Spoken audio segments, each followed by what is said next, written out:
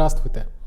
Сьогодні я дам відповідь на запитання, які приходять в нас дуже часто, оскільки є вони однотипні. Всіх цікавить, як працює дана технологія, що вона в собі містить, яку інформацію, які підґрунтя і так далі. І ці питання однотипні, ми сьогодні дамо вам відповіді на них. Перше, саме часте питання, наскільки це боляче. Дуже багато людей задають питання з приводу того, наскільки це боляче, тому що виглядає це дуже брутально, дуже страшно. І є велика категорія людей, які спеціально не телефонують і не записуються, тому що вони бояться болю. І сенс в тому, що коли відбувається пальпація, коли я перевіряю на предмет рухомості того чи іншого сегмента, тобто коли я перевіряю, як рухається той чи інший сегмент, все рівно дискомфорт при цьому присутній. Тобто коли ми беремо, скажімо, для перевірки натискаємо на остисті відростки того чи іншого сегмента, ми перевіряємо, наскільки рухомий сегмент. Під час цього, якщо йде подразнення нервових закінчень, ці нервові закінчення, вони дійсно будуть давати біль. І справа в тому, що цей біль він буде більш гострий, ніж людина зазвичай переважну більшість відчуває, коли живе. Але під час корекції, коли ми зміщуємо сегмент, то ми фактично, наша задача звільнити це нервове закінчення максимально ефективно і просто. Тобто це максимально простий рух. І під час цього руху я натискаю не лише кінчиком пальця на сегмент, а точка контакту відбувається за рахунок долоні. Тут більш велика площа, і тому болю менше. І, можливо, ви бачили, якщо слідкуєте за нашими відео, що більшість людей кажуть, що набагато страшніше, ніж боляче це виглядає збоку. І насправді під час корекції біль не настільки актуальний, як сам фактор страха і цього поштовху. І хочу ще додати, що якщо ми говоримо про крижовий відділ або нижню частину поперекового, де зв'язки достатньо міцні, відносно яких ми зміщуємо сегмент, то в цьому випадку треба прикласти більше зусиль. Того і це виглядає так страшно і брутально. Тобто боятися не варто, варто працювати над страхами, варто собі і мені довіряти в цьому відношенні. І більше інформації, дивіться, переглядайте відео, там є відео сеансів, в нас на Ютубі також є. І ви можете там побачити, наскільки людина сама говорить про це. Тому що я часто запитую, щоб інші розуміли, бо питання досить часто. Наступне питання. Чому так виглядає взагалі страшно кожна якась корекція чи процедура? Сенс в тому, що страх – це переважно більшість реакція кожної людини. Кожна людина в собі всередині хоче зберегти, скажімо, той стан, тобто вона боїться змін певних тих чи інших, і ці зміни також стосуються нашого тіла. Це наше тіло, наше життя і так далі. Ми боїмося йти в щось нове, в щось зовсім незнайоме. І завжди цей страх присутній. Тобто страх нових якихось вражень, емоцій, він завжди присутній. Людина в цьому випадку збуджується. І хочу додати про те, що це в усвідомленні людини, в свідомості, можливо, цей страх він набагато гостріший, яскравий. Але під час корекції відбувається, скажімо, можливість звільнити нервове закінчення максимально м'яким способом. В мою задачу входить спочатку поставити таку позицію, в якій конкретний сегмент буде максимально розслаблений та рухомий. Ці позиції бувають різні. Це може бути лежача, сидяча позиція, або, наприклад, нахилена на ніче стейбл, на столі, коли людина на колінах стоїть. І в цій позиції конкретний сегмент, який потрібно змістити, він максимально розслаблений, тобто його і максимально рухомий, і тоді його можна звільнити. Якщо людина достатньо розслабляється під час корекції, коли ми зміщуємо вліво, вправо, вперед, вниз, в залежності від вектору, то в тому разі, в випадку розслаблення, корекція відбувається максимально м'яко. Але страх присутній, і от людина затискається, і тоді все рівно, щоб змістити сегмент, треба докласти трошки більше зусиль. І тому це виглядає більш страшно, боляче, ніби. Але насправді, знову ж таки, на відео видно відгуки. От часто запитують, скільки потрібно процедур. Це одне із найчастіших питань. Зразу, щоб багато не лити води, скажу, що мій вчитель говорить, що потрібно 4 для того, щоб виявити причину. 4. Це враховуючи той факт, що люди ходять по 20, по 15, по 10 років з причиною, яка вже перейшла в хронічну форму. І це значить, що дійсно можна за 1-2 сеанси багато чого змінити. Так? Тобто виявити її і почати з нею працювати. Але буває таке, що їх потрібно більше 4, буває таке, що менше 4, в залежності від того, що відбувається. В середньому я всім кажу, що це 5-7. Проте бувають виключення в залежності від стану, від того, наскільки хронічна форма або які ці зміщення. Тому що буває таке, що зміщення має в собі, скажімо, містить більше певних кількості міліметрів, так? Тобто ми це все вимірюємо скажімо, на знімках, на реальних знімках, і ми міряємо, що конкретно відносно одне іншого змістилось, яким чином і як це можна змінити, і чи це можливо. Тому що буває таке, що вже немає можливості, або тіло просто корекцію не буде тримати. Так? Там є правило, що якщо корекція – це зміщення корекції більше 7 мм, тіло не тримає. І треба шукати варіанти, яким чином досягнути балансу з тим, що ми маємо. Тобто, можливо, буває таке, що треба робити підставку під ступню. Це теж міряється і теж виявляється за допомогою знімків і відповідних певних формул. От. Тому, скажімо, за допомогою цих формул відбувається процедура виявлення. Але кількість процедур залежить від поточного стану і від того, наскільки хронічна форма. В мою чергу, в моєму випадку, я стараюся це зробити максимально швидко, тому що в нас досить велика черга, і мені цікаво, коли, дійсно, росте ефективність, ми швидко вирішуємо проблему, людина швидше отримує свій комфортний стан, своє здоров'я і, відповідно, почуває себе краще. Також ще одне із найрозповсюджених запитань, тому що цей діагноз дуже часто ставлять, чи допомагає дана технологія при остеохондрозі. Я скажу, що в свою чергу відносно, скажімо, клінічних досліджень технології, яка, скажімо, виросла з Америки, це американські дослідження, поняття остеохондрозу – це таке розпливчате досить поняття. Воно має, звісно, певні характеристики, певні явища і процеси. Але це загальне описання того, що відбувається в тілі. Так? Тобто це якісь зміни, які відбуваються з часом, залежно від того, що у вас було. Чи були якісь травми, падіння, рухомий образ життя, генетика, можливо, якісь хвороби, інфекційні і так далі, і так далі. От. І тому, звісно, відбуваються якісь зміни. І воно все описується як остеохондроз. Але все рівно причина болю – це перетискання нервового закінчення в переважній більшості. Тобто болить не хребець конкретний, не кістка, а болить нервові закінчення. І вони десь перетискаються. Вони можуть перетискатися килами, наприклад. Вони можуть перетискатися, скажімо, самим хребцем. Може бути спазм.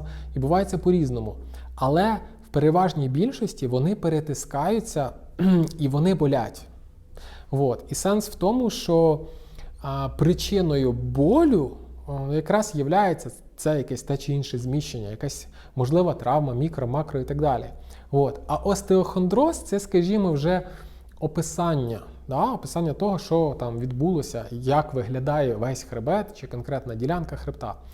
Тобто, повертаючись до питання, для того, щоб, скажімо, стабілізувати остеохондроз, тобто якісь зміни, дегенеративні явища, зміни і так далі, деструкцію якусь, потрібно і можливо працювати з цим, але потрібно виявити причину того, що вивело хребет з балансу, з рівноваги, яка власне, і почала, скажімо, впливати на ці зміни, і якраз цю причину усунути. Ще раз. Є дисбаланс, він почав руйнувати, образно кажучи, хребет, І нам треба знайти причину цього дисбалансу. Yes? От така от історія. Далі. Що потрібно робити, якщо різко заболіло? Ну, тобто, пішов гострий синдром. Зазвичай, гострий синдром – це наслідок того, що була хронічна форма, вона накопичувалась, вона прям тіло тримало до якоїсь пори. Ну, наприклад, зміщений був крижовий відділ. Дуже часто це буває, ви бачите на відео і так далі. Зміщений був крижовий відділ, пішов дисбаланс, перекос. І, скажімо, тут тіло, наприклад, це все тримало до якоїсь пори, але потім вже зв'язки, м'язи і так далі вже перестали. Ну, тобто в них не вистачило. На англійській це enough is enough. Це коли вже достатньо, вже просто немає ресурсу. І до того всього людина перенервувала. Або, ну, наприклад, вона, скажімо, щось підняла важке. І відбувається зміна режиму роботи зв'язок, перетискання нервового закінчення і все, гострий біль. Так? Що в цьому випадку робити? Це важливе питання досить. По-перше, потрібно усвідомити, що це без паніки, що це нормальне явище, що більшість, згідно з дослідженнями, живуть з грижами, 75% людей, які навіть не знають про їх існування, причому з підліткового віку. Тому що ніхто не перевіряє.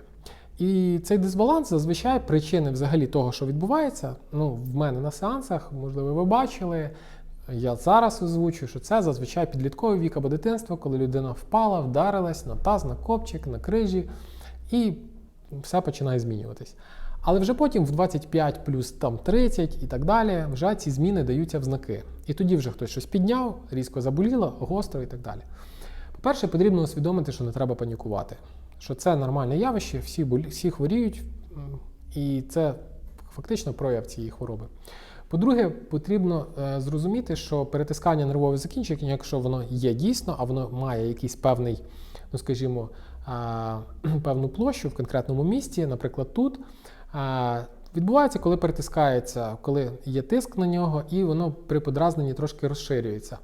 В цьому разі дуже непогано працює англійською мовою кріотерапія, тобто ми прикладуємо холод. Тобто беремо холодний компрес, притуляємо сюди на 10-15 хвилин, недовго, і спадає, скажімо, напруження, подразнення, зменшується діаметр, і при цьому людина починає почувати себе краще.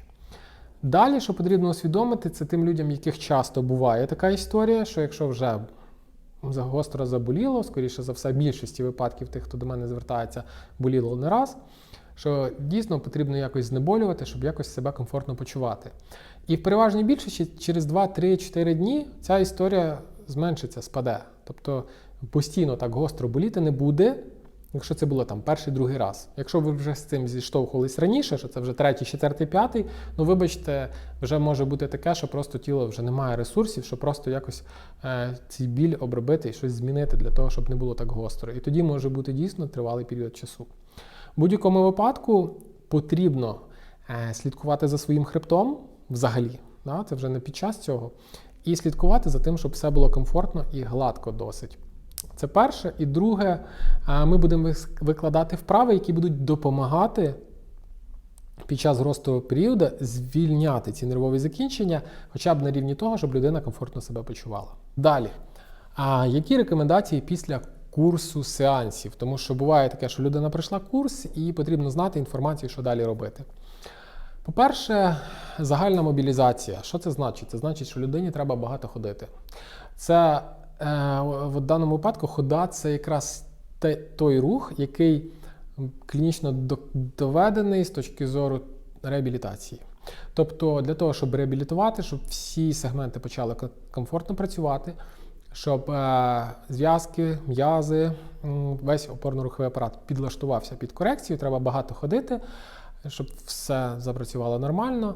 І це саме важливе. Тобто це від 10 до 12 тисяч кроків в день або до години часу пішки. Другий момент – це пити багато води. Я постійно наголошую на цьому, ви бачили відео і так далі. Сенс в тому, що вода якраз відновлює нормальну роботу взаємозв'язків. Тому що часто буває, коли, скажімо, міжхребцевий диск починає дегенерувати і зменшується по своїй висоті, да, і він починає там, скажімо, змінюватись якось, і перестає, наприклад, верхній сегмент працювати, да, він був зміщений, перестав працювати, внаслідок відсутності руху було відсутнє живлення міжхребцевого диска. Відомо, що міжхребцевий диск живиться тільки за рахунок того, що відбувається явище дифузії. Він аваскулярний, це значить, що немає безпосередньо притоку туди крові капілярів, він живиться за рахунок руху. Тобто, якщо ви рухаєтесь, він живиться. Увага! Ваше життя напряму безпосередньо залежить від вашого руху. Тобто, чого кажуть, що рух – це життя? Тому що, коли ви рухаєтесь, відбувається живлення. Коли ви не рухаєтесь, його немає. І це відбувається за рахунок руху, а також за рахунок наявності рідини, яка, скажімо, постачає туди корисні речовини і звідти виводить шкідливі продукти розпаду і так далі. Тобто це відбувається за рахунок того, що є рідина. Отже, дві основних, скажімо, рекомендації – це ходити пішки і багато пити води.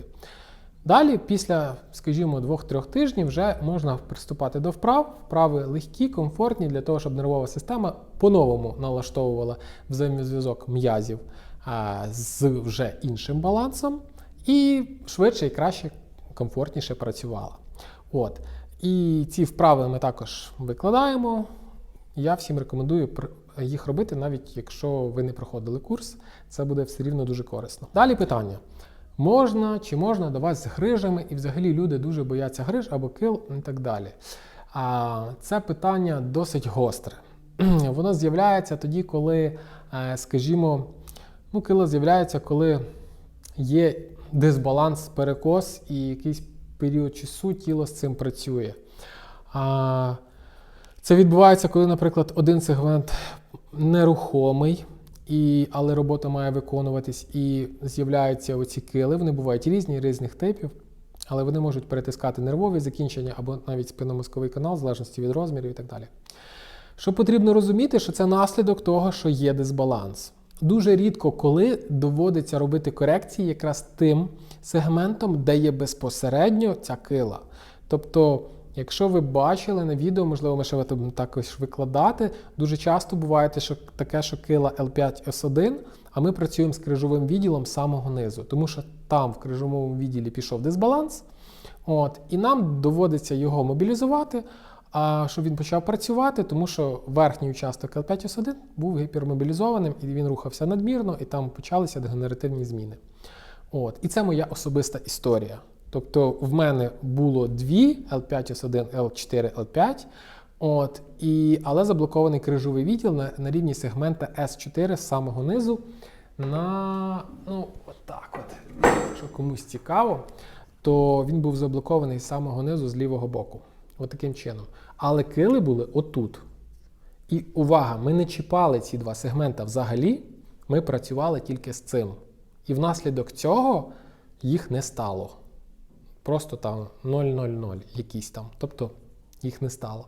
Але звідси почався дискомфорт і проблеми з лівого боку. Тому відповідь так, потрібно працювати, але потрібно робити знімки і виявляти на знімках, відповідно, що призвело до дисбалансу, до того, що вони з'явились, і з ними, відповідно, працювати. Далі. Де дізнатися більше інформації про даний метод? Я використовую метод Кларенса Ганстеда. Це такий хіропрактик, який вже його немає в живих. Він розробив технологію. Ця технологія була розроблена в США. Вона надзвичайно ефективна. Дуже багато велось клінічних досліджень. Також брали участь, приймали в цих дослідженнях індійські спеціалісти. І все це вивели в технологію. Ще раз, це технологія, це не техніка. Тобто це не просто ми беремо і нам просто захотілося, бо це криво, і ми беремо і хрустимо. Тому що це нонсенс. Задача технології – виявити причину дисбаланса і повернути всю систему в баланс. Причому повернути шляхом звільнення нервових закінчень нервової системи. Так? Тобто ми нервову систему фактично звільняємо від проблем, від болю і від того, що вона може постраждати, даючи інші симптоми. Симптомів багато, вони всі там перечислені на сайті і так далі. Але якщо коротко, то при перетисканні нервового закінчення інформація від головного мозку до конкретного органа, з яким працює це нервове закінчення, воно просто спотворюється, і цей орган перестає працювати коректно. Тобто може бути таке, що при перетисканні нервового закінчення некоректно працює, скажімо, підшлункова або, скажімо, жовчний. Це моя особиста історія, це жовчний. 1,5 роки лікували, скажімо, там, медикаментозно, але доки я не отримав свою першу корекцію, до тих пір я не зміг собі дозволити там, їсти щось смажене і так далі. Тобто сенс в тому, що це працює, і я особисто знаю, як це працює. І це все пройшов, і тому розумію, що я роблю, яким чином, як воно відчувається. І сенс в тому, що наша задача, скажімо, звільнити нервову систему і стабілізувати повністю весь опорно-руховий апарат. В основі лежить принцип фундаменту, тобто 2 крила таза і крижі – це фундамент, на якому стоїть весь хребет. І наша задача відносно цього фундаменту вибудувати весь баланс. А далі вже дивитись, що відбувається. І в переважній більшості симптоматика проходить. Якщо це дійсно було викликано дисбалансом. Тому що бувають і інші різні напрямки. Я не можу сказати, що ми лікуємо абсолютно все. Тому що так не буває. Але тим не менш, практика показує, що більшість проблем з опорно-руховим апаратом з допомогою даної технології можна вирішити. Так? І ще важливо нагадати, що ми не вирівнюємо, тобто наша задача не вирівняти, а вибудувати баланс. І якщо воно буде криве, але функціональне, так? Тобто всі сегменти будуть працювати, все окей, мене це влаштовує, і все добре. Якщо воно криве нефункціональне, звісно, ми з ним працюємо, але на рівні того, щоб вибудувати баланс. І далі, якщо воно рівне, ніби все окей, гарно, але немає функції, тобто немає повної амплітуди руху того чи іншого сегменту, то наша задача виявити причину відсутності амплітуди і з нею працювати. І як ремарка, не завжди буває таке, що амплітуда руху одного сегмента вимагає корекції саме його. Буває таке, що це просто компенсаторне якесь явище. І це все треба специфічно виявити, визначити на знімках і розібратись достеменно. Я надіюсь, що я достатньо розкрив. Якщо розкрив даний метод, якщо вам буде цікавіше, я буду радий вашим запитанням, коментарям. І дуже вдячний вам за перегляд. Будьте здорові!